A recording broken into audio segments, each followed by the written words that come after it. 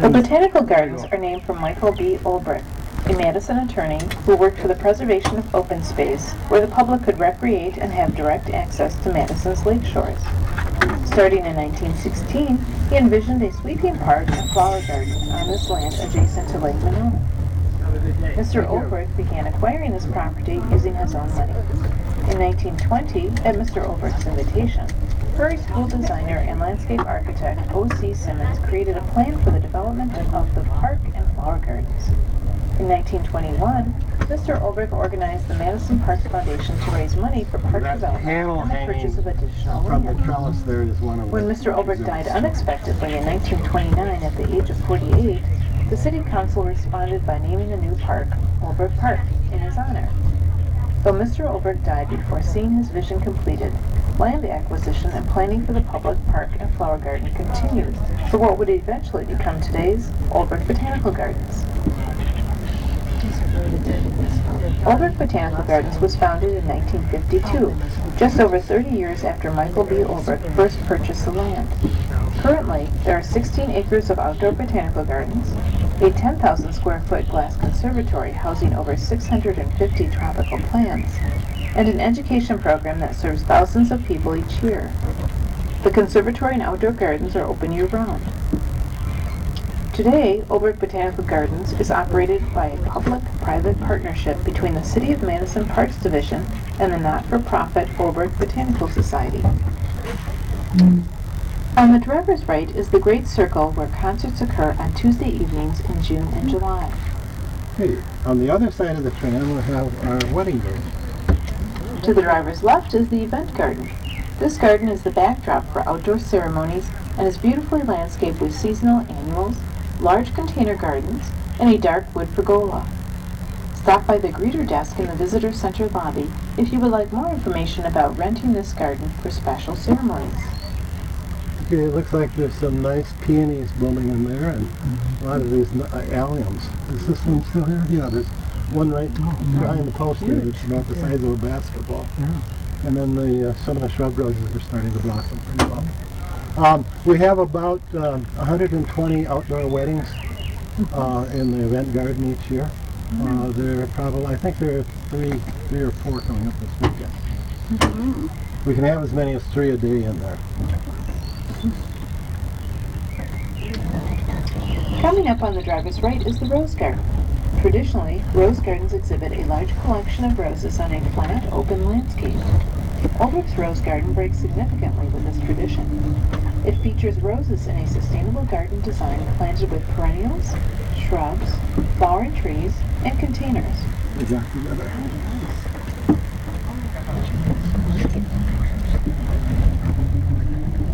Okay, so on the right side here, down this little path, is the we're looking into the rose garden. The building in the middle with the tall roof is the Rose Tower. So when the rose garden was constructed about 9 years ago, Olbrich hired an architect to design that tower structure to be the centerpiece of the garden. And so it is done in prairie style, or Frank Lloyd Wright style. The roof probably leaks too, I don't know. But it's very beautiful, and it has a couple of things that it has a number of design features in it that are fairly unique. From the observation deck up under the roof, you can look out over to the front. There's a long fountain that has 5 sets of jets spraying up out of it. Behind the wall where the lion is sleeping there's another beautiful fountain. It's 5 flat rocks that come out from the wall. Water runs out over each of those flat rocks and forms a multiple waterfall into a pool. The number 5 in both cases is intentional by the architect to commemorate the rose, which has the basic rose blossom has 5 petals. There's also a really pretty mosaic of a rose, tile mosaic at the base of the tower.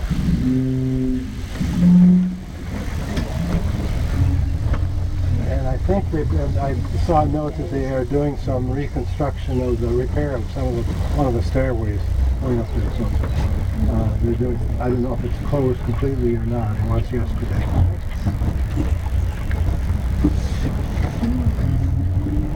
Okay. Quite a few roses along here. One of the things that the gardeners are doing, most of the roses in here are now are shrub roses, and the hybrid roses that are here are being replaced with other types of plants, including shrub roses. They've decided that the hybrid roses just they use too many chemicals, too much fertilizer, and are too difficult to care for. So they're going to gradually phase those out and replace them with hardier types, which is causing some consternation among those people around Madison. The people that like their hybrid roses.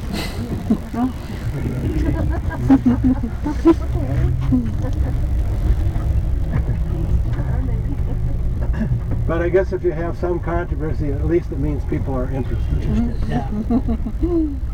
Olbrich Botanical Gardens has been committed to the concept of sustainability for many years.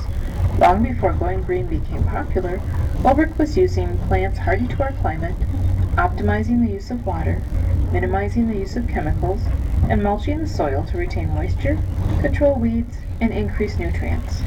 Olbrich shares these concepts and experience and many other gardening topics through classes and programs for all ages, from toddlers to the most experienced gardeners. Olbrich has a number of rain gardens used to manage stormwater. These beautifully and environmentally friendly gardens capture runoff water, allowing it to slowly infiltrate into the ground and help recharge the aquifer. A boardwalk allows visitors to walk above the flood-tolerant plants in the rain garden on the east side of the rose garden. The rain garden adjacent to the herb garden is home to various Native American herbal plants. Okay. Along the back fence, I'm going to tell you about this. This building back there that looks like it could have been there for a while is actually just being built right now. They're just completing it. It's made primarily from recycled barnwood or recovered barnwood. So they needed to replace a storage shed back in this area. So when they rebuild it, they build the back part of it that's enclosed is a storage shed, but the front part where the high roof is a covered terrace, and that will be they'll put chairs in there and it'll be a nice place to sit. And then they're developing a small meadow garden in front of that. So, a small spot to look at things. Okay, and then on the other side, on my left side, you'll see our famous beehives. on the driver's left, you will observe several beehives. A healthy bee population helps pollinate the diverse mix of plants and provides unique tasting honey, which is occasionally available for sale in Olbrich's growing gift shop. These hives are placed and maintained by Mad Urban Bees, a local urban beekeeper, to help increase the honeybee population. The fescue meadow that now surrounds us is a serenity garden. This tranquil space allows you to observe the beauty of the Thai pavilion from afar, which features thousands of colorful bulbs from April to June, and flowering cherry trees burst into clouds of pink each spring. On the driver's left is the Thai pavilion and garden, a unique treasure from Thailand. The Thai pavilion is a gift to the University of Wisconsin from the government of Thailand and the Thai chapter of the University of Wisconsin Alumni Association. The City of Madison agreed to site the pavilion at Olbrich Botanical Gardens, and a special Midwestern-style tropical garden was designed around it. The pavilion is the only one of its kind in the continental United States. In Thailand, you might find a pavilion like this one on the grounds of a royal palace. It is not a structure of religious significance. Rather, it is a resting place or a shelter from the elements. The pavilion is constructed of plantation-grown teak and weather-resistant ceramic roof tiles. The pillars and railings are gilded with authentic gold leaf that is easily damaged by the oils in our skin. When visiting the Thai pavilion and garden, please enjoy with your eyes and do not touch, sit, lean, or climb on the pavilion. In Thailand, a pavilion is called a sala. Olbrich Sala was built in Thailand, partially disassembled, crated, and then shipped to Madison. It traveled 7 weeks by sea, then by rail to Chicago, and to Madison by truck. 9 Thai artisans spent 3 weeks reconstructing the pavilion. When it was time to install the ceramic roof tiles, the community was invited to participate by writing messages of hope and peace on the underside of each tile. One of the fascinating things to me about how this pavilion was built, it's almost entirely made out of teak wood that's been carved for the most part. All of those surfaces and braces and banisters and everything are carved by artists. The only thing that's really not wood is the roof tiles. All of those pieces of wood I put together without using any fasteners. There's no nails, no screws, no bolts holding any of that together. It's all done with wood joints. And when it's all together, it forms an extremely stable building. It's even survived a small tornado damage. It's been there for, it'll be 16 years this fall. The question I often get is what do we do with it in the wintertime? And all I say is we come out and look at it in the snow. Because we don't, it's not covered at all. That's the way it stands year round for 16 years. Despite their tropical appearance, most of the plants in the Thai garden are hardy to the Midwest. They have been selected for their large glossy leaves, bright colors, and lush growth forms. A few plants, such as the bananas, are truly tropical plants. In this climate, they are cut back and then housed in the greenhouse for the winter. There are numerous Thai symbols in the garden, including serpents, lions, and elephants for you to explore. A bronze elephant near the pavilion was a gift from the Princess of Thailand. At this time, we are passing through the birch walk with more than 100 native paper birch trees creating a cathedral-like walkway. The Perennial Garden is on the driver's right. This 2-acre garden features mixed borders of perennials, ornamental grasses, trees, shrubs, and annuals that bloom throughout all of the seasons. From soft greens and colorful bulbs in the early spring, to bright colors and textures during the summer and fall, to stark red and gold branch structures in the winter, the Perennial Garden will take your breath away no matter the season. A waterfall spills into a meandering stream, and 3 tranquil pools highlight aquatic plants. A bog garden by the stream showcases carnivorous plants that grow in Wisconsin. One problem with a garden is that it grows. We actually carry a little tape along with us that if we get a narrow spot, we can tag it and then they'll come on and drill it back a bit. On the driver's left are Starkweather Creek and the Starkweather Creek Shade Garden. This shade garden provides a quiet walk along Starkweather Creek.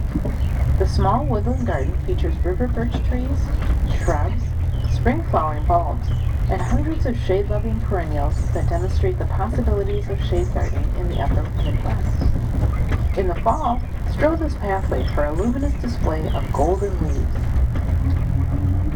Starkweather Creek is a largely urban stream with 2 main branches approximately 20 miles in length that converge near Olbrich Botanical Gardens and empties into the eastern end of Lake Monona. Its watershed is a 24-square-mile basin encompassing much of the eastern and northern areas of the city of Madison, as well as some of the town of Burke and the town of Madison. Ahead on the driver's left is the Wildflower Garden, and beyond it, the Rock Garden and Discovery Dock. The Wildflower Garden features winding pathways through a native Wisconsin woodland setting. A menagerie of wildflowers burst into bloom in spring, followed by lush emerald ferns, colorful berries, and vibrant autumn colors. In summer, enjoy a stroll through this cool, shady woodland environment. The Rock Garden has plants suited The rock to dry, garden's on the harsh hillside conditions. over on the other side of the Alpine bridge. plants and garden conifers thrive in this garden in conditions that simulate a dry, rocky mountain slope. 2 streams meandered through the garden and converged to form a waterfall. You can explore a small pond, complete with ducks and turtles, at the Discovery Dock. On the driver's right is the Herb Garden. designed as a series of smaller specialty gardens that delight the senses and represent historic, cultural, and contemporary herbs. These smaller specialty gardens within the herb garden include the English courtyard, tea, touch and smell, sage and thyme, medicinal, dye, kitchen, and sinister gardens. Trees and shrubs border the entire garden, capturing herbal fragrances within the area. Volunteer docents are often available on weekends to answer questions in the herb garden.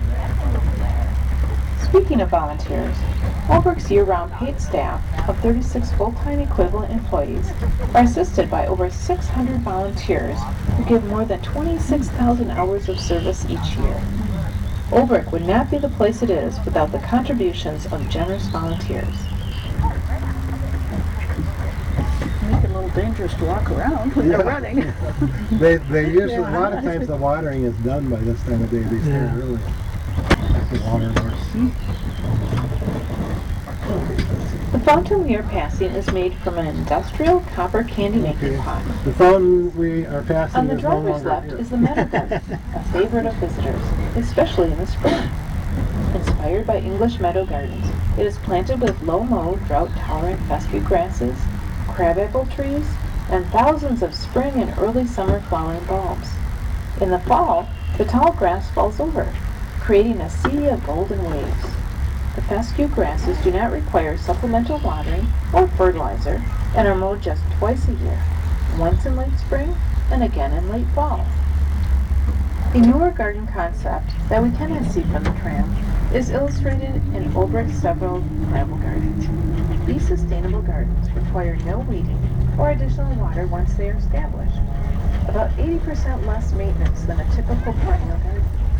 The drought-tolerant plants grow in 4 to 5 inches of quartzite gravel over garden soil. Two large gravel gardens are located on either side of the front entrance to the visitor center. They are easily viewed from the sidewalk along the parking lot.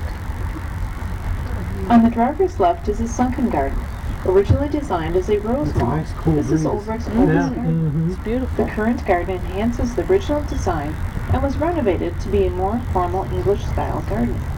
It is enclosed by a shrub hedge and regional limestone terraces, creating a colorful outdoor room, and is named the Sunken Garden because of the 2-foot drop from the edges of the garden. An elegant 80-foot-long reflecting pool provides a visual connection with Lake Monona beyond. Spring bulbs, annuals, perennials, and shrubs bloom from spring through fall. On the driver's right is a prairie-style arbor covered with wisteria. This is the donor's arbor, where Olbrich recognizes cumulative giving with a bronze plaque. Also on the driver's right, in the distance, is the Rose Garden Tower. Notice the view from the tower through the Great Circle and the Sunken Garden all the way to Lake Monona. As we come to the end of your tour, we are approaching the visitor center where you will find restrooms, drinking water, self-guided tour brochures, gift shop, library, and Tropical Bolts Conservatory. If you enjoyed your tour, we hope you will make a donation to support Olbrich's Tram program and operation. A donation box is located here on the Tram. You can help keep the Botanical Gardens free by becoming a member. For more information, the Tram driver or volunteer greeters in the Visitor Center are happy to answer your questions. They can also provide you with information about Olbrich's many other education programs.